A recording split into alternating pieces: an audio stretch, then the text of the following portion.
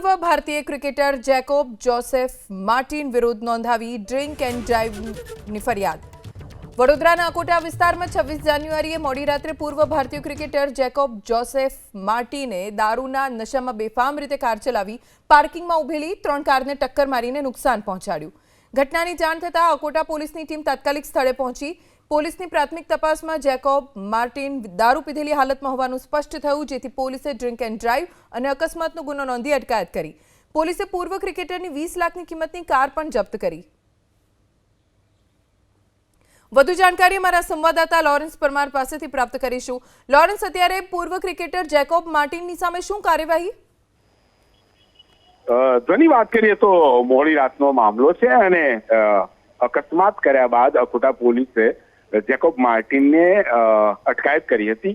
તે બાદ તપાસની અંદર ડ્રિંક એન્ડ ડ્રાઈવનો મામલો સામે આવ્યો છે, સાથે અકસ્માત પણ કર્યો છે। એટલે જેકોબ માર્ટિનની ગાડી પોલીસ સ્ટેશન લાવવામાં આવી છે, સાથે જે અન્ય કારને અકસ્માત કર્યો હતો તે પણ હાલ બંને ગાડી અકોટા પોલીસ સ્ટેશન છે। જેકોબ માર્ટિનની ધરપકડ કરાઈ હતી, તેનું મેડિકલ પરીક્ષણ કરાયું છે। ડ્રિંક એન્ડ ડ્રાઈવનો ગુનો બને છે, પરંતુ તે બાદ તેને જામીન મળી જતા તે પોલીસ સ્ટેશનથી ઘરે રવાના થયા છે। પરંતુ પૂર્વ ક્રિકેટર છે, ભારતીય ક્રિકેટ ટીમમાં તેઓ રહી ચૂક્યા છે અને તેમણે ડ્રિંક એન્ડ ડ્રાઈવ કરતા વડોદરાની અંદર શરાબ વેચાય છે, લોકો પીવે છે, તે ફલિત તો થાય છે જ।